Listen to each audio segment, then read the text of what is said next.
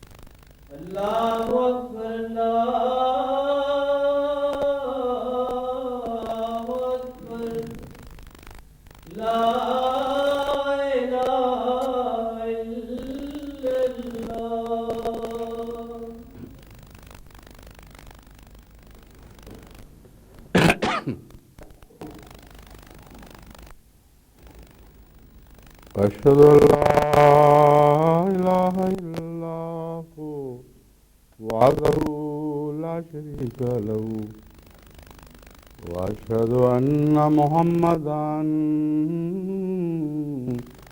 عبده ورسوله. أما بعد فأعوذ بالله من الشيطان الرجيم. بسم الله الرحمن الرحيم. الحمد لله رب العالمين الرحمن الرحيم مالك يوم الدين. إياك نعبد وإياك نستعين. اهدنا الصراط المستقيم صراط الذين أنعمت عليهم غير المغضوب عليهم ولا الضالين.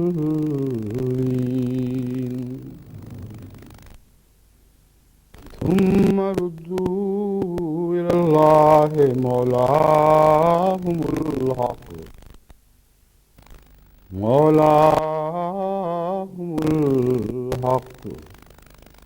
ألا له الحكم وهو أسرع الحاسبين.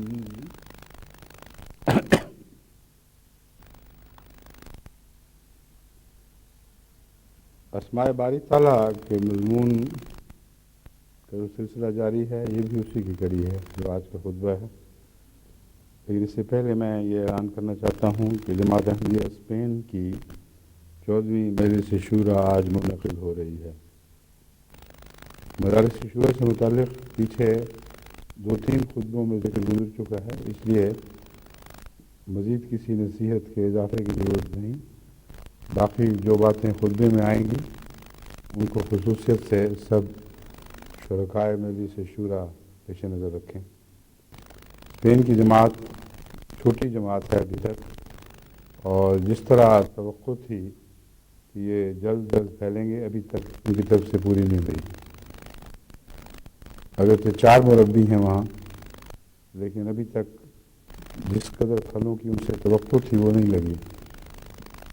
عام طور پر یہ عذر پیش کیا جاتا ہے کہ زمین سنگلاخ ہے یا پانی کڑوا ہے، یہ بات درست نہیں ہے۔ اسپین کی زمین پہ پہلے بھی پھل لگ چکے ہیں، اور اسپین کے مسلمان جو اللہ تعالیٰ کے فضل کے ساتھ اس دور میں ہوئے ہیں، بغیر کسی جبر کے، بغیر کسی حرص کے مسلمان ہوئے تھے، اور 200 سال تک بعد میں انہوں نے اسلام کی خاطر قربانیاں دی ہیں، غاروں میں زندگیاں بسر کی ہیں، لیکن دین نہیں بدلا۔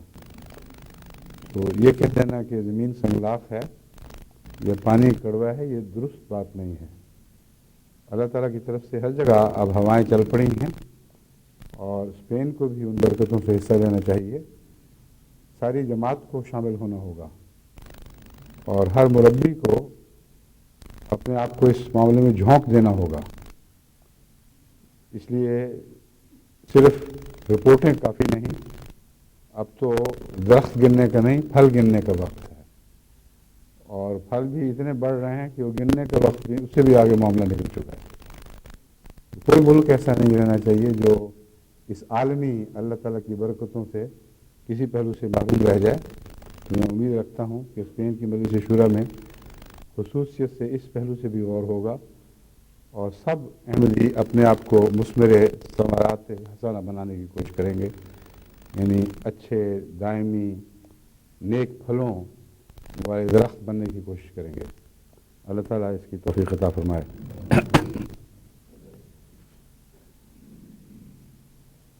میں نے بیان کیا تھا کہ تمام صفات باری تعالیٰ ان 4 بنیادی صفات سے پھوٹتی ہیں جو سورہ فاتحہ میں بیان ہوئی ہیں۔ اس ضمن میں حمید صفت کا بھی گزشتہ خطبے میں غنی کے ساتھ حمید کا بھی ذکر آیا تھا، اور بظاہر حمید صفت ان 4 صفات میں شامل نہیں ہے جو سورہ فاتحہ میں بیان ہوئی ہیں، رب العالمین، رحمان، رحیم اور مالک یوم الدین۔ لیکن یہ بھولنا نہیں چاہیے کہ سورہ فاتحہ کا آغاز حمد سے ہوتا ہے، اور حمد کی صفت اللہ کے ساتھ اور دوسرے تمام اسماء کے ساتھ برابر کا تعلق رکھ رہی ہے۔ الحمدللہ رب العالمین، اس کے ساتھ ہی یہ مضمون اس طرح جاری ہوتا ہے، گویا الحمدللہ رب العالمین، الحمد للرحمن، الحمد للرحیم، الحمد لمالک یوم الدین۔ اور عربی قاعدے کے مطابق اس طرح تفصیل سے ترجمہ کرنا بالکل درست ہے۔ حمد کا مضمون ان سب پر اطلاق پا رہا ہے، اس لیے حمید کہنے کی بجائے اس مصدر استعمال فرمایا جس کا ان تمام صفات سے براہ راست تعلق جڑ گیا، اور یہ ضروری بھی تھا، کیونکہ کوئی بھی صفت حسنہ اگر حمد سے آ رہی ہو کسی پہلو سے تو وہ سبحان نہیں رہتی، پاک نہیں رہتی۔ اور حمد کا مضمون اس بات کا تقاضا کرتا ہے کہ کوئی چیز ہر برائی سے پاک ہو۔ بس اگرچہ سبحان بھی یہاں نہیں ہے، جس سے خدا تعالیٰ کا نام ہے، عبد السبحان کہا جاتا ہے، سبحان کا بندہ، لیکن حمد اپنی ذات میں ایک بہت ہی گہرا اور وسیع الاثر لفظ ہے، اور جس طرح قرآن کریم نے سورہ فاتحہ میں استعمال فرمایا ہے، اس میں سبحانیت کا مضمون بھی داخل ہو جاتا ہے۔ بس وہ رحمان جو حمد کے لحاظ سے پورا نہ اترے، کامل حمد کا حقدار نہ ہو، اس کا مطلب ہے کہ اس میں کوئی نقص رہ گیا ہے، وہ سبحان نہیں ہے۔ اور ایسے رحمان ہمیں دنیا میں عام ملتے ہیں، حد سے زیادہ بڑے ہوئے نرم دل جو توازن کھو بیٹھتے ہیں اپنی نرمی میں۔ مائیں جو محبت میں اپنے بیٹوں کو بگاڑ دیتی ہیں، ان کی عاقبت خراب کر دیتی ہیں۔ تو کوئی بھی صفت حسنہ، صفت خواہ کیسی اچھی کیوں نہ ہو، جب تک اس کے ساتھ حمد اپنے کامل معنوں میں اطلاق نہ پائے، اس وقت تک وہ اچھی صفت بھی کسی نہ کسی برائی میں مبتلا ہو سکتی ہے۔ بس حمید کا لفظ تو ہر خدا تعالیٰ کے اسم کے ساتھ چسپاں کر دیا گیا ہے سورہ فاتحہ میں، اس کے بغیر خدا کے کسی اسم کا تصور ہی کوئی نہیں۔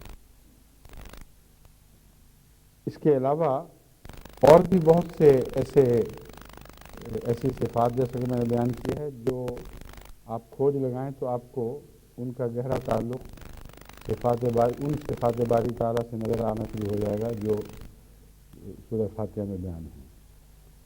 اور اللہ توفیق عطا فرمائے، فراست پوری تیز کرے، آسمان سے عرفان اتارے، تو کوئی بھی ایک بھی صفت خدا کی ایسی نہیں ہے جس کا ان صفات باری تعالیٰ سے قطعی یقینی جوڑ ثابت نہ کیا جا سکے جن کا سورہ فاتحہ میں ذکر ہے. آج کی ایک مثال کے طور پر میں نے لفظ حق کو چنا ہے. الحق خدا کا ایسا نام ہے جو اسے مجسم سچائی قرار دیتا ہے. حق سچائی کو کہتے ہیں. سچائی ایک صفت ہے جس کا وجود نہیں، مگر الحق جب کہا جاتا ہے تو مراد ہے جو کامل سچا ہو، جس میں سچائی کے سوا کوئی دوسرا عنصر نہ پایا جائے، جو سچائی کی اعلیٰ سے اعلیٰ تعریف ہو سکتی ہے وہ الحق لفظ میں داخل ہے. تو سوال یہ ہے کہ الحق کا بیان یہاں کہاں موجود ہے؟ خدا کی سچائی کا ان 4 صفات میں کہاں ذکر ہے؟ اس سلسلے میں آپ کے سامنے کچھ باتیں کھولنا چاہتا ہوں.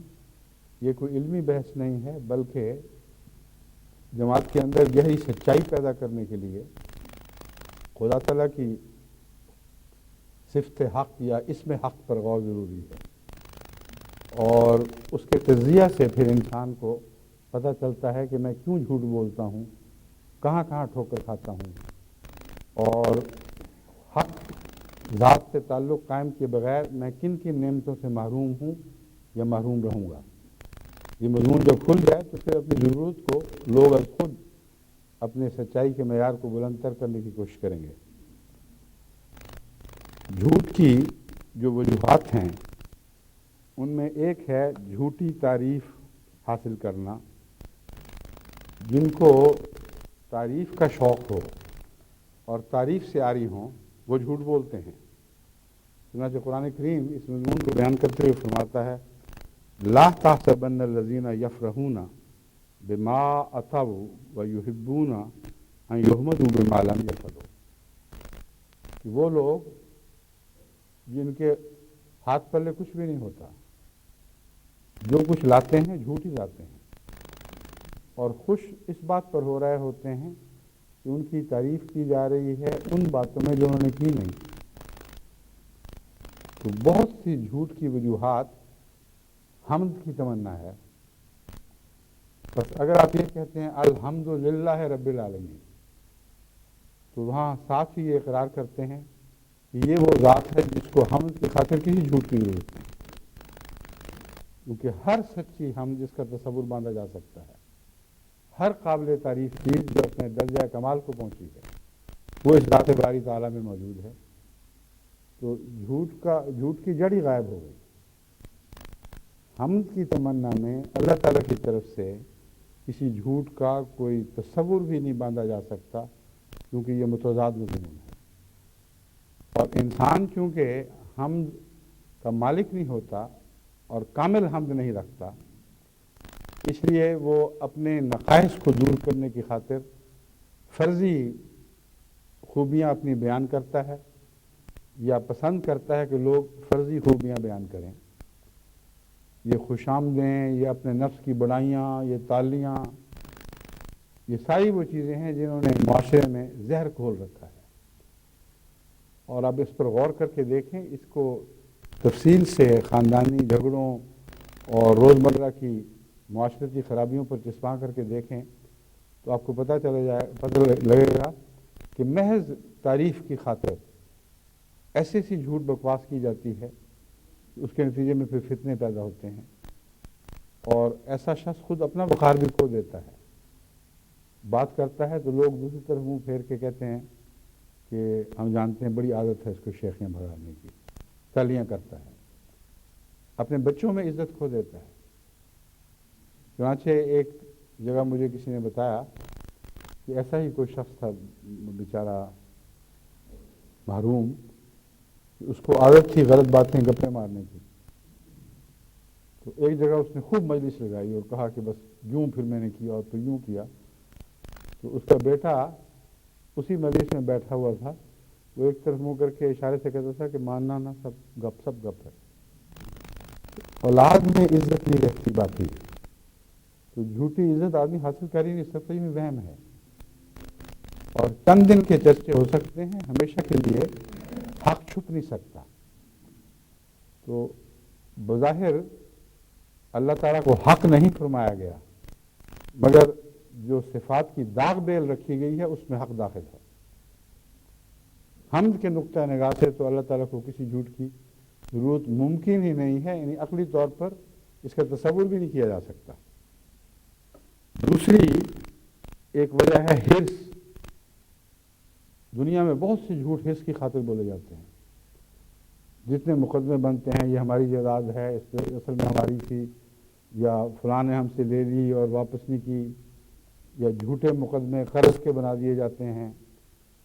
غرض کہ جتنی بھی دنیا میں یہ جتنا جھگڑے بھی قضائی چلتے ہیں یا عدالتی چلتے ہیں، ان میں ایک بڑا حصہ ان مقدموں کا حرص کے نتیجے میں پیدا ہونے والے جھوٹ سے ہے. اب پاکستان کے حالات آپ کے سامنے ہیں، لیکن دوسری دنیا کی عدالتوں میں بھی چل رہا ہے. صرف پاکستان تو خاص نہیں، ہندوستان اس قسم کی مثالوں سے بھرا پڑا ہے. بنگلہ دیش میں یہ قصہ جاری ہے، مغربی دنیا میں بھی یہ قصے چلتے ہیں، نسبتاً کم مگر موجود، کہ حرص کی خاطر جھوٹ بولا جاتا ہے. تو وہ وجود جس کا سب کچھ ہو، جو رب العالمین ہو، جس کے اوپر دوسروں کی بنا ہو اور اسے دوسروں سے کچھ لینے کی ضرورت نہ ہو، اس کو کیا ضرورت ہے جھوٹ بولنے کی؟ کیونکہ وہ حرص کا پہلو اس کا غائب ہو گیا، کیونکہ رب العالمین ہے. اسی طرح دیگر صفات پر غور کریں. میں قرآن کریم نصیحت کرتے ہوئے یہ بیان فرماتا ہے وَلَا تَأْكُلُوا أَمْوَالَكُمْ بَيْنَكُمْ بِالْبَاطِلِ، کہ دیکھو تم اپنا اموال آپس میں باطل کے ساتھ نہ کھایا کرو. باطل کا کئی معنی ہیں، لیکن بنیادی معنی جھوٹ ہی ہے. جھوٹ بول کے ایک دوسرے کے مار نہ کھاؤ، یا جن باتوں میں خدا نے منع فرمایا ہے ان باتوں کو اختیار کر کے مال نہ کھاؤ، یعنی حرام مال نہ کھاؤ. تو دونوں جگہ دراصل بنیادی معنی جھوٹی کا ہے. جھوٹ کی خاطر جھوٹی چیز، غلیظ چیز حاصل کرنا، یہ حرص سے تعلق رکھتا ہے. اور حرص پیدا ہوتی ہے اس کو جو غریب ہے، اور اگر غریب نہیں بھی ہے تو کامل مالک نہیں ہے. زمین و آسمان، کائنات سب اس کی نہیں ہے، کچھ کمی ہے تو اس کو لینے کی خاطر جھوٹ بولا جاتا ہے. جو تمام جہانوں کا رب ہے، ان کا پیدا کرنے والا، بن مانگے دینے والا، اس کو اس پہلو سے جھوٹ کی ضرورت ہی کوئی، جھوٹ لگتا ہی نہیں، وہاں اسپا ہی نہیں ہو سکتا. پھر جھوٹ کی ایک وجہ مواخذہ کا خوف ہے، اور اکثر ہمارے معاشروں میں مشرقی اور مغربی پکڑ کے ڈر سے جھوٹ بولا جاتا ہے. ایک بچے سے غلطی ہو، یا ایک مجرم نے چوری کی ہو یا قتل کیا ہو، کوئی بھی صورت ہو جہاں مواخذے کا خطرہ ہوگا وہاں جھوٹ بولا جائے گا. اگر مواخذے کا خطرہ نہیں ہوگا تو جھوٹ نہیں بولا جائے گا. اور اس کا حمد والے مضمون سے گہرا تعلق ہے. اگر آپ ایک بات ایسی پوچھیں مجلس میں کہ خوشبو آئی ہے، اگر وہ کہ کس نے عطر لگایا ہے، کس نے خوشبو والی بات، یعنی کس کی وجہ سے خوشبو آئی ہے، تو لوگ جھوٹ بول کے بھی کہتے ہیں کہ ہماری وجہ سے آئی ہے. لیکن اگر کہیں بدبو آئی ہے تو کوئی جھوٹ نہیں بولے گا، کیونکہ ڈرتا ہے. اور وہ بھی انکار کر دے گا، یعنی جھوٹ بولے گا جس سے بدبو آئی ہو. تو یہ حمد اور برائی کا گہرا تعلق جھوٹ سے ہے. بعض صورتوں میں حمد کی خواہش جھوٹ پیدا کرتی ہے، بعض صورتوں میں برائی سے بچنے کا خیال جھوٹ پیدا کرتا ہے. اور اس کا اگلا قدم مواخذہ ہے. جہاں سزا ملنی ہو وہاں انسان جھوٹ نہیں بول سکتا. یعنی ان معنوں میں کہ اس نے جرم نہ کیا اور جھوٹ بول رہا ہو، لیکن جھوٹ بولے گا تو مجرم بولے گا، اور مواخذے سے ڈر کر وہ جھوٹ بولے گا کہ نہیں میں نے کیا ہی نہیں تھا، کیونکہ اس کو پتہ ہے کہ اس کے نتیجے میں اس کے سر پر ایک سزا کی تلوار لٹکی ہوئی ہے۔ یہ جو مضمون ہے یہ انبیاء کی صداقت سے بڑا گہرا تعلق رکھتا ہے۔ انبیاء جب ایک دعویٰ کرتے ہیں تو اس دعوے کے نتیجے میں ان کو بہت بری طرح سوسائٹی کی طرف سے سزا ملتی ہے، عزت پر حملہ کیا جاتا ہے، جان مال پر عزت حملہ کیا جاتا ہے، وہ تمام اعلیٰ قدریں جو ان کو نصیب تھیں جن کا سوسائٹی اعتراف کیا کرتی تھی، ان سب قدروں سے انکار کر دیا جاتا ہے۔ اب ایسا شخص جو جھوٹ بولتا ہے، یا اس نے اپنی تعریف کی خاطر جھوٹ بولا ہے، یا کچھ کمانے کی خاطر، حرص کی خاطر جھوٹ بولا ہے، یا مواخذے کے ڈر سے جھوٹ بولا ہے، تو وہ کیسا انسان ہے جو پہلے تو اتنا معقول اور اتنا بلند مرتبہ انسان کہلاتا ہو کہ قوم میں اس پر امید سے نظریں پڑتی ہوں، جیسا کہ حضرت صالح کو کہا گیا کہ انت مرجوب فینا، تو ہمارے اندر مرجوب تھا، ہم تو تم سے امیدیں لگائے بیٹھے تھے۔ انتا ہے یا کنتا ہے، مگر بہرحال مرجوبن کا لفظ حضرت صالح کے متعلق استعمال ہوتا ہے، اور ہر نبی کے متعلق یہی ہے۔ حضرت مسیح موعود علیہ السلام سے بھی لوگ امیدیں لگائے بیٹھے تھے، جیسے حضرت صوفی جان محمد صاحب نے آپ کی ملاقات کے بعد یہ کہا کہ ہم مریضوں کی ہے تم ہی پہ نظر، تم مسیحا بنو خدا کے لیے۔ تو انسان تعریف کی خاطر جھوٹ بولتا ہے، اس ڈر سے جھوٹ بولتا ہے کہ سزا نہ مل جائے، اور حرص سے جائیداد حاصل کرنے کی خاطر جھوٹ بولتا ہے۔ اگر ایسا دعویٰ کرے کہ جس میں عزت بھی جائے، جائیداد بھی جائے، اور ناحق مارا جائے، جرم نہ کیا ہو اور پھر بھی سزا مل رہی ہو، تو ایسا شخص پاگل ہی ہوگا۔ اور اگر عقل والا ایسا ہو کہ اس کی عقل کا شورا ہو اس سے پہلے، تو ایسے شخص کو جھوٹا قرار نہیں دیا جا سکتا۔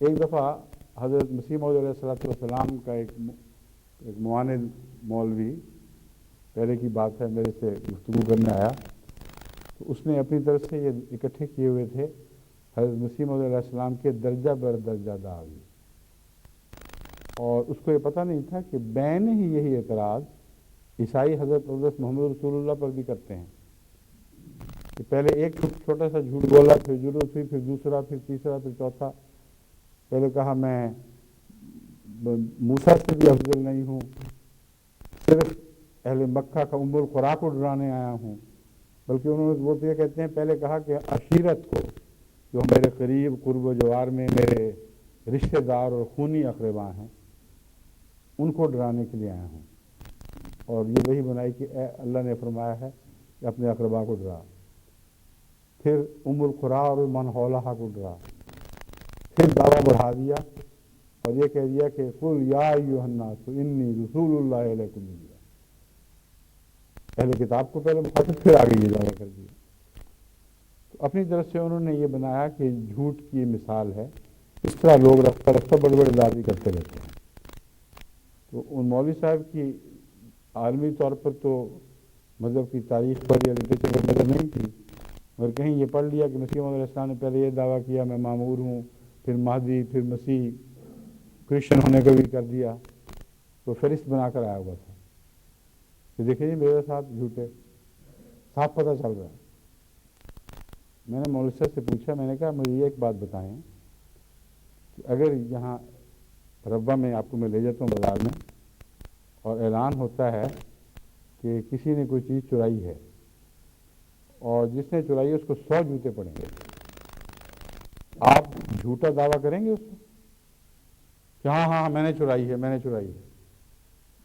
میں کہا چور بھی نہیں کرے گا، کیونکہ مواخذہ کے ڈر سے لوگ جھوٹ بولتے ہیں، اور جہاں کھلی کھلی سزا مل رہی ہو معصوم کو، اس کو کیا ضرورت ہے کہ اس سے اگلا بڑا دعویٰ کر بیٹھے کہ ابھی کافی نہیں، مجھ سے میری اور بھی دشمنی کرو۔ تو پہلا ہضم نہ ہوا ہو، اوپر سے ایک اور دعویٰ کر بیٹھے، دوسرا ہضم نہ ہوا تو اور دعویٰ کر بیٹھے، اور اس کی سزا بھی پوری نہ ملی ہو تو ایک اور دعویٰ کر بیٹھے. تم اتنی بھی عقل نہیں کہ حضرت مسیح موعود علیہ السلام کی صداقت کے نشان کو آپ کی تکذیب کے نشان کے طور پر دیکھ رہے ہو. جب آپ نے دعویٰ کیا معمور من اللہ کا تو اس وقت مسلمان آپ کے دشمن ہوئے. مہدی کا دعویٰ کیا، مسلمان دشمن ہوئے، اور مسلمان خود انگریزوں کی ایک رعایت ہے. لیکن جب خوب مسلمانوں کا قہر آپ پر برسا ہے تو آپ نے کہا کہ اچھا یہ تو بڑی مزے کی بات ہے، کیوں نہ اپنے سلطنت کے فرما رواؤں کو بھی دشمن بنا لیا جائے، اور دعویٰ کر دیا کہ تمہارا خدا کا بیٹا مر گیا ہے اور میں مسیح ہوں. میں کس قسم کا جھوٹا ہے جو ایسی باتیں کر رہا ہے. پھر اس کو خیال آیا کہ اوہ ابھی تو ہندو ناراض نہیں ہوئے، بات تو تب بنے گی کہ ان کو بھی ناراض کیا جائے. کرسچن ہونے کا دعویٰ کر دیا، اور ہندوؤں کا غضب بھڑکا اور لیکھ رام پیدا ہوا اور بڑے بڑے مقابلے ہوئے، اور مرلی دھر سے کہیں مناظرہ ہو رہا ہے، ایک شور پڑ گیا. تو قادیان کے گرد سکھ تھے بہت. آپ نے فرمایا کہ یہ تو ہندوؤں کا ہندوستان میں تو زور ہے مگر ارد گرد تو سکھ ہی ہیں نا، کیوں نہ سکھوں کو ناراض کیا جائے. تو دعویٰ کر دیا کہ حضرت بابا نانک مسلمان تھے. اچھا، آپ ادنا سی عقل سے کام لیں. کوئی شخص جس کو سزا مل رہی ہو سچ بولنے کی، اگر وہ سچ نہیں تو جھوٹ بولنے کی سزا ہے. تو جھوٹا آدمی تو سزا سے بچنے کے لیے جھوٹ بولتا ہے، سزا حاصل کرنے کے لیے تو جھوٹ نہیں بولا کرتا. مثال میں نے دی، میں نے کہا آپ کو، میں نے کہا ہے ضرورت ہے تو کر کے دکھائیں. ناممکن ہے کہ ایک انسان ایسی چیز کا دعویٰ کرے جس کے نتیجے میں حمد نہ ہوتی ہو بلکہ گالیاں پڑتی ہوں اور سزا ملتی ہو. پاگل اس لیے کرتے ہیں کہ ان کو کچھ بھی نہیں ہوتا. پاگلوں بیچاروں کے دعوے آپ نے دیکھے ہوں گے، سنے ہوں گے، گلیوں میں پھرتے رہتے ہیں اور ان کو کچھ بھی نہیں ہوتا، اس سے فرق ہی کوئی نہیں پڑتا. مگر ایک صاحب علم، صاحب عقل، جس کا ماضی بے داغ ہو اور جو اپنی فراست کے لحاظ سے از خود قوم میں ابھر رہا ہو، اس پر توقع کی نظریں پڑ رہی ہوں، اس شخص سے یہ توقع ہو ہی نہیں سکتی کہ وہ جھوٹ بولے. کیونکہ قرآن کریم جو مثالیں دے رہا ہے ان سے پتہ چلتا ہے یا حمد کی خاطر جھوٹ بولا جاتا ہے، ہم تو ملی نہیں، یا سزا سے بچنے کی خاطر جھوٹ بولا جاتا ہے مگر جو کام کیا اس کے نتیجے میں تو سزا ملی. لالچ کی خاطر جھوٹ بولا جاتا ہے. ایسا دعوے دار تو اپنا سب کچھ دنیا میں سب کچھ کھو بیٹھتا ہے اس وجہ سے، جو اس کا ہوتا ہے وہ بھی اس کو نہیں ملتا. بس جھوٹ کی وجوہات پر آپ غور کریں تو سورہ فاتحہ کے اوپر ان کے اطلاق سے معلوم ہوگا کہ سورہ فاتحہ کی جو بنیادی صفات ہیں ان میں سے ہر ایک الحق خدا کی گواہی دے رہی ہے، کیونکہ ہر صفت اس کو جھوٹ کی ضرورت سے مبرہ قرار دے رہی ہے. پھر جھوٹ بولنے کی وجوہات میں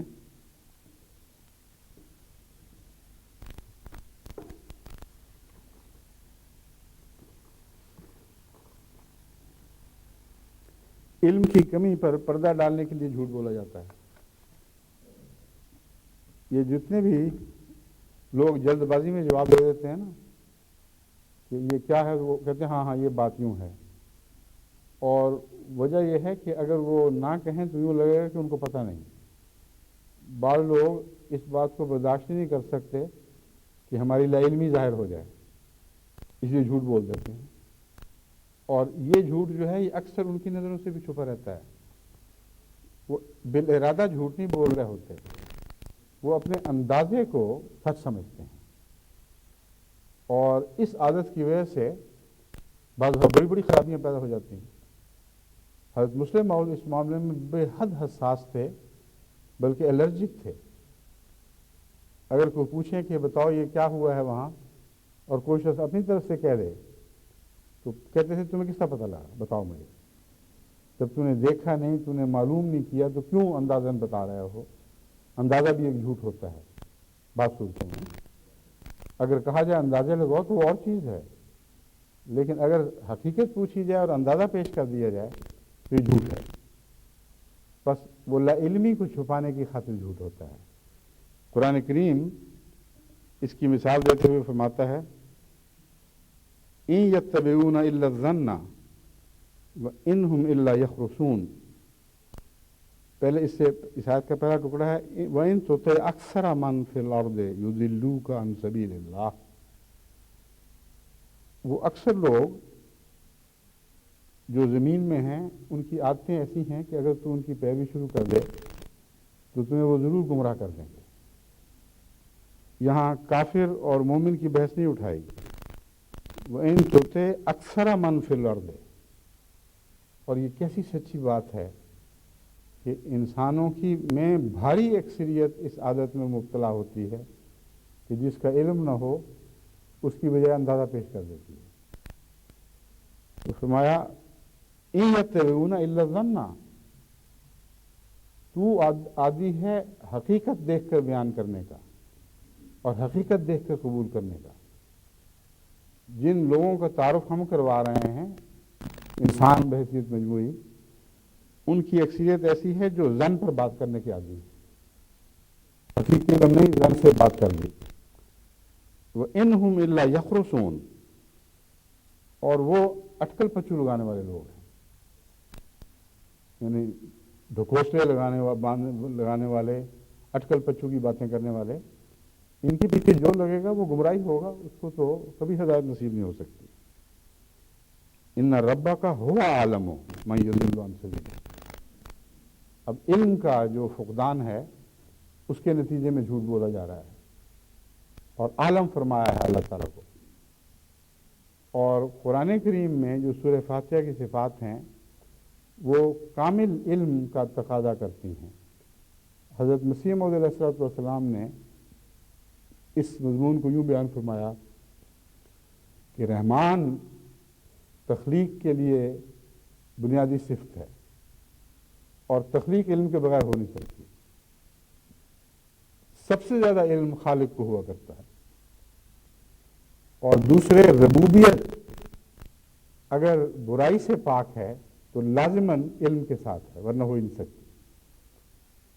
ایک ماں جس کو یہ نہیں پتا میں نے اپنا بچہ کس طرح پالنا ہے، وہ اپنی لا علمی میں رب نہیں بن سکتی. اگر بنے گی تو کسی جگہ ٹھوکر کھائے گی اور اس کو کوئی نقصان پہنچا دے گی. اور پھر یہ نہیں کہا جا سکتا کہ نہیں کہا جا سکتا الحمد، کہ تعریف ہے اس ماں کے لیے جس نے لا علمی میں اپنے بچے کو زہر دے دیا. تو الحمد کا مضمون جب ربوبیت کے ساتھ ملتا ہے اور رحمان تخلیق کا مضمون اس میں داخل کرتا ہے تو قطعی طور پر ثابت ہوتا ہے کہ یہ ذات کامل علم رکھنے والی ہے، کیونکہ جس نے پیدا کیا وہی جان ہے. حضرت مسیح علیہ السلام فرما رہے ہیں دوسرے کو کیا پتا کہ کیا چیز ہے. اس لیے وہ لوگ جو چیزیں ایجاد کرتے ہیں جیسا علم ان کو ہوتا ہے ویسا کسی دوسرے انجینئر کو یا اس فن کے واقف کو ہو نہیں سکتا. اس کی گہری کنوں سے واقف ہوتے ہیں. ان کو پتہ ہے میں نے فلاں ٹکڑا کیوں استعمال کیا تھا، فلاں قسم کی دھات کیوں لی تھی. تو سارا مضمون اس سے پہلے چھان بین کر کے وہ تسلی سے اس پر حاوی ہو چکا ہوتا ہے، اس پر عبور حاصل کر چکا ہوتا ہے. بس علم کا فقدان بھی بعض دفعہ جھوٹ پر انسان کو مجبور کر دیتا ہے، خواہ وہ عمدن ہو یا غیر ارادی طور پر ہو. اور سورہ فاتحہ جس خدا کو پیش کرتی ہے وہ کامل علم والا ہے، ایسا کامل علم کہ اس سے بڑھ کر علم متصور نہیں ہو سکتا.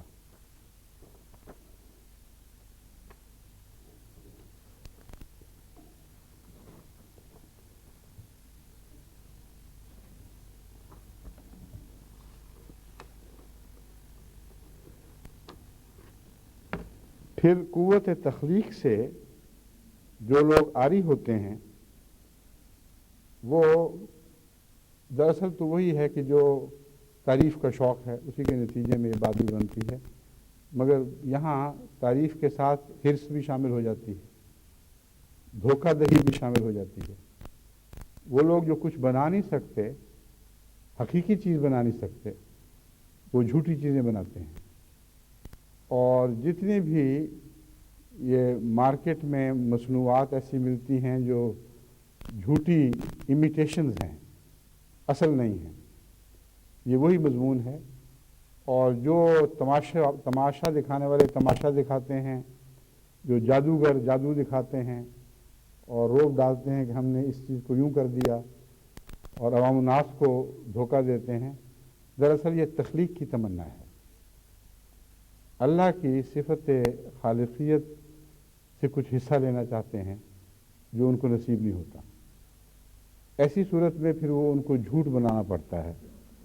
قرآن کریم نے حضرت موسیٰ اور ان کے ساحروں کے مقابلے کی مثال رکھ کر اس مضمون پر روشنی ڈالی ہے۔ فَأَلْقَى مُوسَىٰ عَصَاهُ فَإِذَا هِيَ تَلْقَفُ مَا يَأْفِكُونَ۔ یہ نہیں فرمایا کہ سانپوں کو نکل گیا موسیٰ کا سوٹا، فرمایا کہ سانپ تو تھے ہی نہیں، ان کو کہاں یہ طاقت تھی کہ وہ سانپ بنا دیتے، انہوں نے جھوٹ بنایا تھا۔ سحروا اعین الناس سے، انہوں نے لوگوں کی آنکھیں باندھ دی تھیں، ان پر جادو کیا تھا۔ تو کیسا فصیح و بلیغ کلام ہے کہ فرماتا ہے ان کے جھوٹ کو کھا گیا سوٹا، یعنی اصلیت ظاہر ہو گئی، وہ رسیوں کی رسیاں دکھائی دینے لگ گئیں۔ تو جو کھایا تھا وہ سانپ نہیں کھائے تھے، وہ جھوٹ کھایا تھا ان کا، یعنی جھوٹ کو نکل گیا، اس جھوٹ کی کوئی حقیقت باقی نہیں رہی، حق آ گیا اور باطل چلا گیا، یہ مضمون ہے۔ تو جتنے بھی مداری تماشبین یا مارکیٹ میں مصنوعی چیزیں بنا کے پیش کرنے والے ہیں، وہ اس وجہ سے جھوٹ بولتے ہیں، اور جو خالق کل ہے اس کو اس کی ضرورت کوئی نہیں، جو تخلیق پر کامل عبور رکھتا ہے اس کو ضرورت ہی کوئی نہیں ہے۔ پھر از راہ ظلم بعض دفعہ جھوٹ بولا جاتا ہے، اور ظلم کی وجہ مالکیت کی کمی ہے۔ دراصل جو شخص مالک نہیں ہوگا اور ہر چیز کا مالک نہیں ہوگا، جہاں اس کی ملکیت سے باہر کوئی مالک ہوگا اس کے دل میں تمنا پیدا ہوتی ہے کہ میں اس کی ملک بھی لے لوں۔ یہ حرص ہے ظاہر، جیسا کہ میں نے پہلے بھی بیان کیا ہے، لیکن اس مضمون کا ایک تعلق ملکیت سے بھی ہے، بادشاہت سے بھی ہے۔ ایک تو وہ لوگ ہیں جو بادشاہ نہیں ہوتے اور بادشاہ نہ ہونے کی وجہ سے جھوٹ بول کر دوسرے کا مال یہ کہہ کر لیتے ہیں یہ ہمارا تھا، مگر لینے کا اختیار ان کو نہیں ہوتا۔ لینے کا اور دینے کا اختیار ایک حکومت کو ہوتا ہے، بادشاہت کسی اور کی ہوتی ہے۔ جو خود بادشاہ ہو وہ اگر لے گا تو ظلم کی راہ سے لے گا، اور خدا تعالیٰ جو مالک کل ہے، جس کا ملکیت کا دائرہ ہر چیز پر حاوی ہے، اور بادشاہ بھی وہی ہے، اس کو کسی جھوٹ کی ضرورت نہیں ہے۔ اور بعض دفعہ ایسی غلطیاں، خفیف سی غلطیاں ایک نیت میں پر اثر انداز ہو جاتی ہیں، اور بڑے بڑے بزرگوں کی نیت پر بھی بعض دفعہ ایسی چیزوں کا ہلکا سا سایہ پڑ جاتا ہے۔ حضرت داؤد کی مثال قرآن کریم پیش فرماتا ہے۔ اللہ تعالیٰ فرماتا ہے کہ رات کے وقت دو شخص چھلانگ لگا کر ان کے قلعے میں، ان کے محل میں داخل ہو گئے اور کہا کہ ڈر نہیں ہے داؤد، یہ نہ سمجھ کہ ہم چور و چکے ہیں یا ڈاکو ہیں، کسی شور کی ضرورت نہیں، ہم تو ایک مقدمہ پیش کرنے آئے ہیں۔ اور مقدمہ یہ ہے کہ ایک شخص نے کہا کہ میرے پاس ایک بھیڑ ہے صرف، اور یہ جو میرا بھائی ہے یا ساتھی اس کے پاس 99 ہیں، یہ کہتا ہے اپنی ایک مجھے دے دو تاکہ میری 100 پوری ہو جائیں، اور میں کہتا ہوں میرے پاس ایک ہی ہے، میرے پاس تو کچھ بھی نہیں رہے گا، تو بتا کہ پھر اس صورت میں ہمیں کیا کرنا چاہیے۔ تو حضرت داؤد نے فیصلہ تو دیا، لیکن ساتھ سجدہ ریز ہو گئے یہ سمجھتے ہوئے کہ اللہ نے مجھے آزمایا ہے اور متنبع فرمایا ہے کہ کہیں تم جس کی ملکیت بھی اور جس کی سلطنت بھی توسیع پذیر ہے، پھیلتی چلی جا رہی ہے، اس خیال سے کہ ہمسایہ ملکوں میں سے کوئی چھوٹی چھوٹی ریاستیں ہیں، انہوں نے الگ رہ کے کیا کرنا ہے، ان کو بھی ساتھ شامل کرو، زیادتی نہ کر دینا کسی پر۔ بعض مفسرین نے تو اس کا بالکل لغو بہودہ ترجمہ کیا ہوا ہے کہ 99 بیویاں تھیں تو کسی اور کی سویں لینا چاہتے تھے۔ اگر وہ بادشاہ تھے تو ساری سلطنت کی حسین ترین عورتیں ان کے قبضے میں تھیں۔ اس زمانے کی بادشاہت تو مطلق العنان ہوا کرتی تھی۔ یہ بھی فرضی قصے بنائے ہوئے ہیں، بائبل سے لے لیے اور آنکھیں بند کر کے قبول کر لیے۔ دراصل حضرت داؤد کو یہ نصیحت فرمائی گئی تھی کہ تجھے خدا نے عظیم سلطنت عطا کی ہے، لیکن بڑی سلطنتوں کے ہمسائیگی میں چھوٹے چھوٹے ممالک بھی ہوا کرتے ہیں، اور بسا اوقات ایک انسان کو، ایک بادشاہ کو یہ بات دھوکے میں مبتلا کر دیتی ہے کہ یہ بڑے کا حصہ بن جائیں گے تو اچھے رہیں گے اور ہماری طاقت بڑھے گی، اور ان کا بھی کیا نقصان ہے، ایک بڑی سلطنت کا حصہ بن جائیں گے۔ تو اس قسم کے نفس کے دھوکے بعض دفعہ ظلم پر مجبور کر دیا کرتے ہیں۔ تو اللہ تعالیٰ کیونکہ مالک ہے اور مالک کل ہے، اس لیے اس کو کسی اور چیز کو اپنانے کی ضرورت نہیں، نہ جھوٹ بول کے نہ ظلم کی راہ سے، ضرورت ہی کوئی نہیں۔ اور اس موقع پر اللہ تعالیٰ نے حق کی صفت کو ملک کی صفت کے ساتھ باندھا ہے اور مالک کی صفت سے نہیں باندھا۔ یہ آگے جا کر جب میں آیات آپ کو اس کی تفصیلی طور پر اس مضمون میں بعض اور مثالیں آپ کے سامنے رکھوں گا تو یہ ایک اور دلچسپ چیز سامنے آئے گی کہ خدا تعالیٰ کے حق ہونے کی صفت کو مالک کی بجائے ملک سے باندھا گیا ہے، اور اس کی وجہ وہی ہے جو میں بیان کر رہا ہوں۔ ملک قانون کا حکمران ہوتا ہے اور ناانصافی کا تعلق قانون سے ہے، مالکیت سے نہیں ہے۔ اگر کوئی شخص مالک ہے تو کسی ایک کو دے دے اور کسی کو نہ دے تو اس کو ناانصافی نہیں کہہ سکتے۔ جس کو مزید دے دیں آپ، جس پر دل آ جائے اس کو آپ ادا کر دیں، آپ مالک ہیں، آپ کی چیز ہے، کوئی یہ نہیں کہہ سکتا اوہ اس نے بڑی ناانصافی کی ہے، سارا شہر بستا ہے، اس میں سے ایک کو دے دیا اور کروڑ باقی رہ گئے، ان کو کچھ نہیں دیا۔ یہ جہالت ہے، اس کے سوا اس کی کوئی حقیقت نہیں۔ اصل میں صفت حق کا یا انصاف کا مالکیت سے تعلق نہیں ہے، ملکیت سے تعلق ہے۔ تو قرآن کریم نے جہاں جہاں اس تعلق کو باندھا ہے وہاں ملک کا لفظ استعمال فرمایا ہے، مالک کا نہیں۔ لیکن اس کے باوجود یہ سورہ فاتحہ میں داخل ہے، کیونکہ مالک یوم الدین کا مضمون ملوکیت پر بھی حاوی ہے اور ملکیت پر بھی حاوی ہے۔ فیصلہ کرنے والا بھی وہی ہے، قضا بھی اسی کے پاس ہے اور مالک بھی وہی ہے۔ تو حق کا لفظ جیسا کہ میں نے بیان کیا ہے، یہ حق کا اسم سورہ فاتحہ میں ہر اس اسم کے ساتھ تعلق رکھتا ہے جو بیان ہوا ہے، اور اس سے باہر کچھ نہیں ہے۔ بس اس بات کا کامل یقین رکھیں کہ صفات باری تعالیٰ کی ماں سورہ فاتحہ ہے، یعنی وہ صفات ہیں جو سورہ فاتحہ میں بیان ہوئی ہیں، اور جس طرح کتاب کی ماں سورہ فاتحہ ہے، اس طرح اسماء باری تعالیٰ کو سمجھنے کے لیے بھی سورہ فاتحہ کی طرف رجوع کرنا چاہیے، اور اس کے تعلق سے یہ مضمون زیادہ کھل کر سامنے آتا ہے۔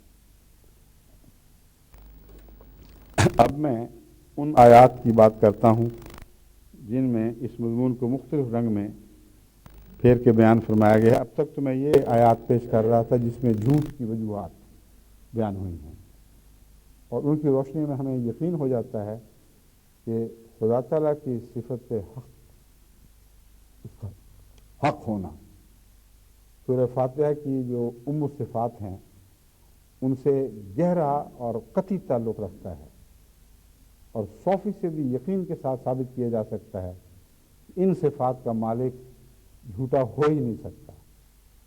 ناممکن ہے کہ اس کا جھوٹ سے کوئی تعلق ہو، اور چونکہ جھوٹ کے ہر پہلو کی نفی ہو گئی ہے اس لیے اسے الحق کہا جا سکتا ہے، کامل سچا، جس کا جھوٹ کے کسی پہلو سے بھی دور کا تعلق نہیں۔ اب اللہ تعالیٰ نے جو حق لفظ، حق صفت کو استعمال فرمایا ہے، جن جن موقعوں پہ جہاں جہاں، ان پر اگر آپ غور کریں تو آپ کو اپنے کردار کے لیے اس میں بہت سی روشنی ملے گی، اور حق ذات کو سمجھ کر وہ کیا چاہتا ہے اور اس سے کیا کیا فوائد وابستہ ہیں۔ ایک بات تو بہرحال قطعی طور پر ماننی ہوگی کہ اگر آپ حق کی ہر صفت سے آ رہی ہیں تو حق سے آپ کا کوئی تعلق نہیں ہو سکتا، تعلق کسی قدر اشتراک سے ہوا کرتا ہے، اگر کوئی قدر اشتراک نہ ہو تو تعلق ٹوٹ جاتے ہیں۔ اس لیے آخری صورت میں اگر اور کوئی تعلق نہ ملے تو انسان انسان کا تعلق ہی ہے۔ اگر جنگل میں 2-3 آدمی رہ جائیں تو ان کا شیروں سے تو تعلق نہیں ہوگا، آپس میں تعلق ہوگا، لیکن شیر اگر رہ جائیں، انسان نہ ہو اور کوئی آفت پڑے تو شیروں کا آپس میں تعلق ہوگا۔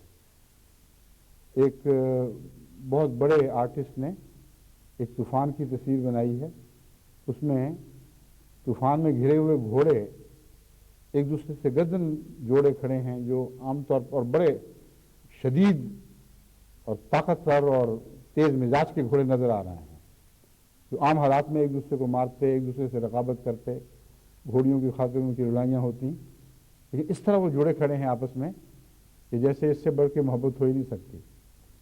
تو کامن جو مشترک خطرات ہیں ان کے نتیجے میں کوئی قدر مشترک ہوتی ہے جو انسان کو یا ایک جاندار کو دوسرے جاندار سے جوڑتی ہے۔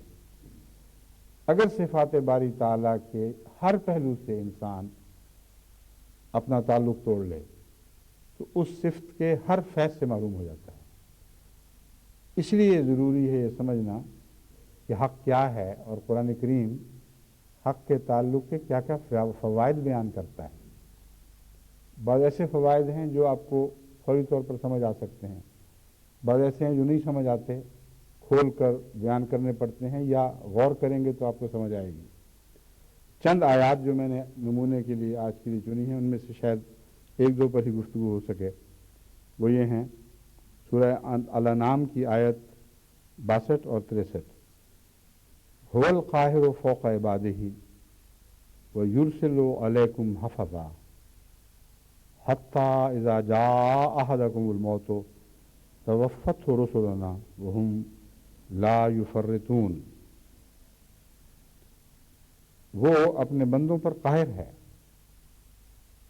اور قاہر کا مضمون اگرچہ اردو میں جب لفظ قاہر کہتے ہیں تو منفی مضمون ابھرتا ہے ذہن میں، مگر قاہر اس ذات کو کہتے ہیں جو کامل طور پر اختیار رکھتی ہے، اور اتنا اختیار ہے کامل کہ بے خوف ہو کر اگر وہ سزا دینا چاہے تو تب بھی دے سکتا ہے، جو چاہے کر لے، کیونکہ مکمل قبضہ ہو اس وقت قہر ہوتا ہے، اگر مکمل قبضہ نہ ہو تو قہر مکمل نہیں ہوا کرتا۔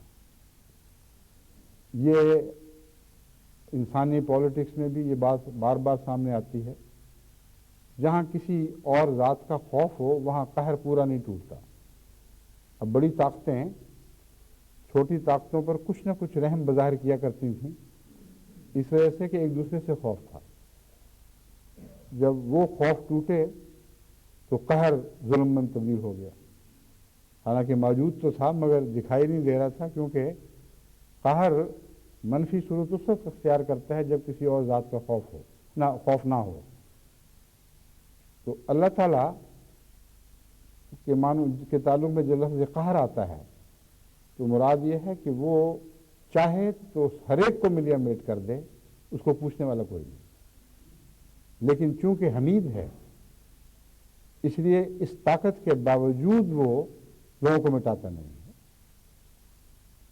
اور بعض دفعہ مٹانے کا استحقاق بھی حاصل کر لیتے ہیں لوگ، یعنی اس کے پوری طرح سزاوار بن جاتے ہیں، اور پھر بھی اللہ نہیں مٹاتا۔ فرماتا ہے اگر اللہ چاہتا تو تمہارے گناہوں کی وجہ سے تمہیں ہی نہیں بلکہ سارے جانداروں کو مٹا دیتا، ایسے سے بڑے تم گناہ کرتے ہو۔ تو چونکہ حمید ہے، غیر معمولی حوصلہ ہے، غیر معمولی علم ہے، اس لیے قاہر ہونے کے باوجود اس کا منفی اثر ظاہر نہیں ہوتا بلکہ محض مثبت اثر ظاہر ہوتا ہے۔ اور قہر اس وقت تک ممکن نہیں جب تک کسی انسان کو مٹانے کی استطاعت نہ ہو، کسی چیز کو مٹانے اور نقصان پہنچانے کی استطاعت نہ ہو۔ اگر استطاعت ہی نہیں تو اس کو قاہر نہیں کہہ سکتے۔ بس اللہ تعالیٰ فرماتا ہے هو القاہر فوق عبادہ، اپنے بندوں پر وہی ہے جو قاہر ہے، کامل اختیار رکھتا ہے، اور اگر سزا دینا چاہے اور مٹا دینا چاہے تو اس کی تقدیر جو موت وارد کرتی ہے، اس کی تقدیر جو زندگی سے موت کی طرف لے جاتی ہے، وہ تو جاری ہے، ہر قدم پر وہ مٹ سکتا ہے۔ اس وجہ سے وَيُرْسِلُ عَلَيْكُمْ حَفَظًا، اس نے تمہاری حفاظت کی خاطر انتظام کر رکھا ہے کہ میری تقدیر کے ہاتھوں از خود نہ مٹ جاؤ۔ اور یہی وہ مضمون ہے جو قرآن کریم دوسری جگہ فرماتا ہے کہ تم گناہ ایسے سے کما رہے ہو، ایسے سے کما چکے ہو، اگر تمہارے ساتھ جانوروں کی بھی صف لپیٹ دی جاتی تو جائز ہوتا، اس کے باوجود کوئی چیز ان کو روکے ہوئے ہے۔ اور قرآن کریم اس مضمون کو یوں بیان فرماتا ہے دوسری جگہ لہو معقبات من بین یدیہ ومن خلفہ یحفظونہ من امر اللہ، ہر انسان کے لیے جو ظاہر میں چلتا ہے یا چھپ کے چلتا ہے، رات کو نکلتا ہے یا دن کو نکلتا ہے، خدا تعالیٰ نے حفاظت کے لیے آگے اور پیچھے مقرر کر رکھے ہیں نگران جو اس کو بچا رہے ہیں۔ کس چیز سے؟ من امر اللہ، اللہ کے امر سے بچا رہے ہیں۔ عام طور پر جو ترجمہ کرنے والے ہیں اس ڈر سے کہ اوہ یہ کیسے مطلب ہو سکتا ہے کہ اللہ سے امر سے کوئی بچائے، وہ اس کا ترجمہ کر دیتے ہیں کہ اللہ کے حکم سے ان کو بچایا جا رہا ہے، حالانکہ ان امر اللہ نہیں ہے، من امر اللہ ہے۔ اور من کا محاورہ میں نے ایک دفعہ پہلے بھی قرآن کریم سے نکال کے دکھایا تھا، جہاں جہاں بھی آیا ہے وہاں اس امر سے حفاظت کا مضمون ہے، اس کی وجہ سے نہیں۔ بس یہاں کیا مضمون ہے؟ دراصل تقدیر الہی ہی ہے جو زندگی بخشتی ہے، اور تقدیر الہی ہی ہے جو موت بخشتی ہے۔ کسی کو تو مرنے کا بھی اختیار نہیں اگر تقدیر الہی نہ ہو تو اگر خدا کی تقدیر سے کوئی بچتا ہے تو خدا کی تقدیر کی وجہ سے بچتا ہے۔ ایک تقدیر زندگی کی حفاظت کر رہی ہے، ایک تقدیر موت کی طرف بلا رہی ہے۔ تو فرماتا ہے کہ ہماری وہ تقدیر جو تمہیں زندہ رکھنے کا فیصلہ کیے ہوئے ہے ایک خاص مدت تک، وہ تمہیں ہماری دوسری تقدیر سے بچا رہی ہے، ورنہ اللہ قاہر کامل ہے، اس کا اختیار اتنا مکمل ہے سزا دینے کا بھی اور مٹا دینے کا بھی، کہ اگر خدا ہی کی تقدیر تمہیں خدا کی دوسری تقدیر سے نہ بچاتی تو تمہارا کچھ بھی وجود باقی نہ رہتا۔ اس مضمون کو بیان کرتے ہوئے فرماتا ہے حتی اذا جاء احدکم الموت توفته رسلنا وهم لا يفرطون۔ اس مضمون کو کھول دیا، اس کی تائید میں قرآن خود بیان فرما رہا ہے، کہتے ہیں ہاں اس وقت تک بچاتی ہے جب تک خدا کی تقدیر موت کی تقدیر نہ آ جائے۔ جب موت کی تقدیر آتی ہے تو پھر اللہ بھیجتا ہے ان لوگوں کو، ان فرشتوں کو جو موت کا پیغام لے کر آتے ہیں، اور وہ کسی چیز میں زیادتی نہیں کرتے، کچھ اضافہ نہیں کرتے کسی چیز میں، جتنا خدا کہتا ہے اتنا نہیں کرتے۔ ثم ردوا الی اللہ مولاہم الحق، اب یہاں حق لفظ کا استعمال ہے جو میں بیان کر رہا تھا، پھر وہ تمام تر اس مولا کی طرف لوٹائے جائیں گے جو حق ہے، وَلَهُ الْحُكْمُ، اور حکم بھی اس کا ہے، وَهُوَ أَسْرَعُ الْحَاسِبِينَ، اور حساب میں بہت تیز ہے۔ اب مالک یوم الدین سے جو حق کا تعلق ہے یہ جوڑ کر ہمیں اپنے اعمال کی نگرانی کا حکم دیا گیا ہے کہ تم اس دنیا میں اگر بچتے ہو اپنی سزاؤں سے تو یاد رکھو قاہر کی زد سے تم بچ سکتے ہی نہیں تھے، یہ محض اس کا احسان ہے کہ اس کی دوسری تقدیر جاری ہوتی ہے اس کی ایک تقدیر سے بچانے کے لیے، لیکن یہ سلسلہ موت تک صرف چلے گا۔ جب موت آئے گی تو خدا کے بھیجے ہوں کی وجہ سے آئے گی، پھر تم مالک یوم الدین کے حضور پیش ہوگے۔ یہاں مالک یوم الدین کا لفظ کہے بغیر اس کے مضمون کو بیان فرمایا گیا، مولاہم الحق۔ مالک یوم الدین وہ ہے جو حق سے فیصلہ کرے گا۔ قرآن کریم اس مضمون کو خوب کھول رہا ہے، سچا ہے اور سچائی سے فیصلے کرے گا، کسی پہ کوئی زیادتی نہیں ہوگی۔ اور جن فرشتوں کو بھیجا تھا ان فرشتوں کی صفات بتا رہی ہیں کہ جس خدا کے حضور جا رہے ہیں اس کی طرف سے زیادتی ہو ہی نہیں سکتی۔ توفت رسولنا وہم لا یفرطون، ایسے فرشتے بھیجتے ہیں جو اس موت کے وقت بھی ان پر کوئی زیادتی نہیں کرتے، جو حق ہے اس سے آگے نہیں بڑھتے وہ۔ تو جو بھیجنے والا بھیجتا ایسے ہے جو زیادتی نہیں کر سکتے، اس سے زیادتی کیسے متصور ہو سکتی ہے؟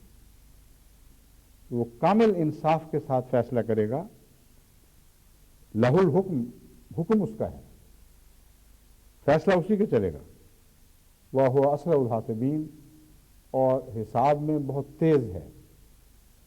مہلت زندگی تک ہے، زندگی کے بعد پھر اس کو حساب میں دیر کوئی نہیں لگے گی۔ پھر وہ کامل قدرت رکھنے والا خدا ہے، وہ قاہر ہے، وہ قاہر کے طور پر بھی ظاہر ہوگا، وہ کامل حق کے طور پر بھی ظاہر ہوگا۔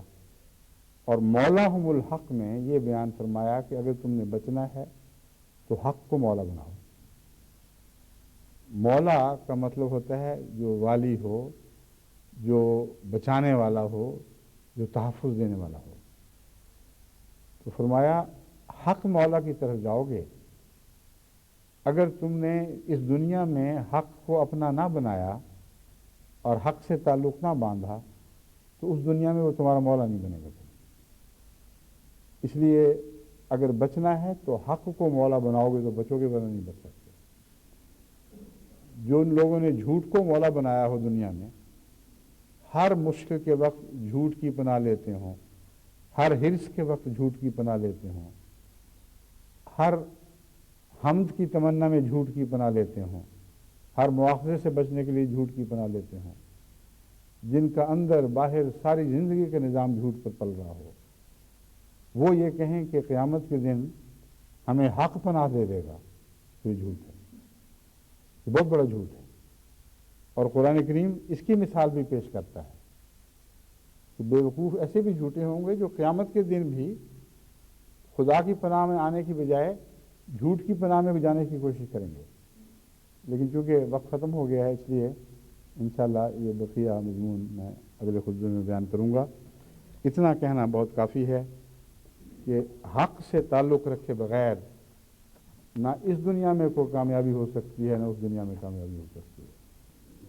لازماً ہمیں سچی جماعت کے طور پر ابھرنا ہوگا، اور سچائی کو جب تک ہم ہر احمدی کے اندر اس طرح راسخ نہ کر دیں کہ اس کی فطرت ثانیہ بن جائے یا فطرت اولیٰ کی طرف وہ لوٹ آئے، کیونکہ فطرت اولیٰ حق ہی تھی۔ یہ کہنا غلط ہے کہ فطرت ثانیہ بن جائے، کیوں کہنا بہتر ہے کہ جہاں تک کہ وہ اپنی فطرت اولیٰ اول فطرت کی طرف لوٹ آئے، اس وقت تک ہم حقیقت میں نہ اس دنیا میں کامیاب ہو سکتے ہیں نہ اس دنیا میں کامیاب ہو سکتے ہیں۔ اللہ ہمیں اپنی طرف سے فوز عظیم عطا فرمائے۔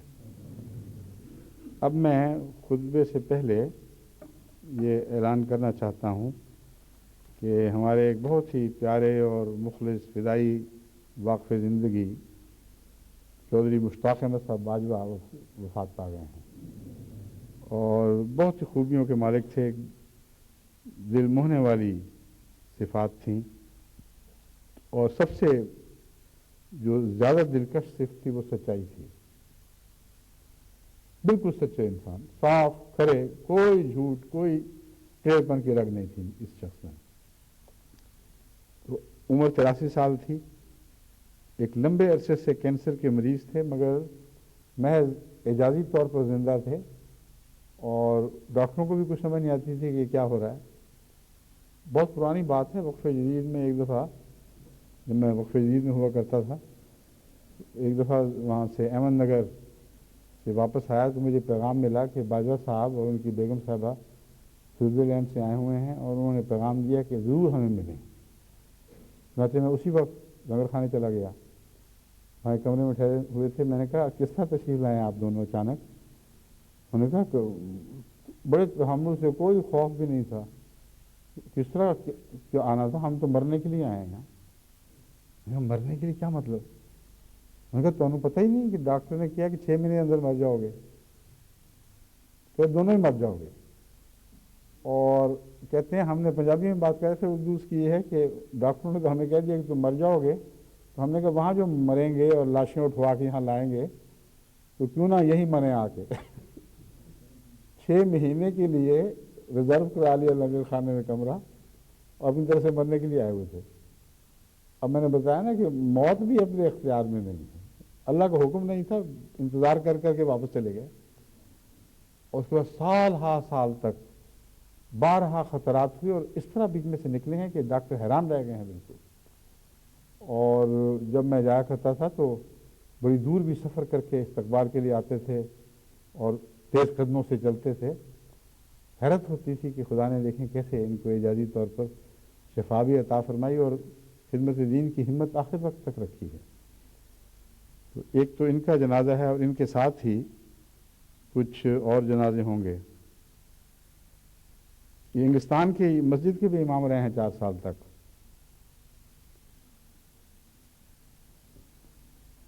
بہت سے ان کے فوائد درج ہیں، مگر مختصر جو میں نے بتانا تھا وہی کافی ہے۔ ایک سچا مخلص فدائی انسان تھا، زندگی میں بھی زندگی بھر اللہ کی رحمتوں کا نشان بنا رہا، آخرت میں بھی ہمیں امید ہے بھاری اللہ تعالیٰ سے کہ رحمت ہی کا مظہر بنائے رکھے گا۔ چودھری ناظر علی خان صاحب، والد محترم خلیل احمد صاحب مبشر امیر سیرا لیون، بڑی قربانی کر رہے ہیں، بہت عمدگی سے امارت کے فرائض کو سر انجام دیا ہے۔ ان کے والد چودھری ناظر علی خان صاحب کی ہی خوبیاں ہیں جو دراصل اس بچے کو ایسی سعادتیں ملی ہیں۔ بہت سادہ صاف طبیعت انسان، بے حد مخلص اور فدائی انسان، کوئی پیچ نہیں تھا، اور نور فراست تقویٰ کی وجہ سے تھا سارا۔ مولوی صالح محمد صاحب ہمارے سلسلے کے پرانے واقف زندگی اور خدمت کرنے والے، انگلستان میں بھی کچھ عرصہ رہے ہیں۔ اور غلام نبی صاحب گلکار، جن کو کشمیر کی تاریخ سے ایک انمٹ تعلق ہے، اور جماعت احمدیہ کے ساتھ بھی حضرت مسلم موعود کے ساتھ ایک عشق کا تعلق تھا بڑا گہرا، ان کی اہلیہ وفات پا گئی ہیں۔ بشرا بیگم صاحبہ اہلیہ قاضی مظفر احمد صاحب آف منڈی بہاؤالدین، شریفہ بی بی صاحبہ اہلیہ ڈاکٹر کریم اللہ صاحب ضلع بہاول نگر، مکرم مشتاق احمد صاحب، حبیب اللہ خان صاحب پروفیسر کے داماد تھے، مکرمہ زبیدہ بیگم صاحبہ بنت مرزا عبدالغنی صاحب سابق محاسب صدر انجمن احمدیہ قادیان، مکرم والد صاحب صادق محمد طاہر خوشاب۔ صادق محمد طاہر بھی اللہ کے فضل سے بڑے فدائی آدمی ہیں، یہاں وقت کر کے بھی آئے ہوئے تھے، اور اچھے سلسلے سے محبت کرنے والے انسان ہیں۔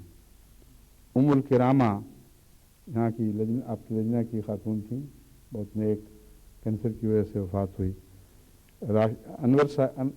انور نام تھا ان کے میاں کا، محمد انور صاحب۔ اور راشدہ پروین صاحبہ ہیں اہلیہ مجید احمد خان صاحب ربوہ، عزیز احمد صاحب، یہ ہمارے حیدرآباد کے مخلص فدائی خاندان سیٹھ محمد اعظم، سیٹھ محمد معین صاحب وغیرہ، ان سے ان کا تعلق تھا، اور یہ بھی بڑی خوبیوں کے مالک مخلص فدائی انسان۔ تو ان سب کی نماز جنازہ انشاءاللہ نماز جمعہ کے مان بعد ہوگی۔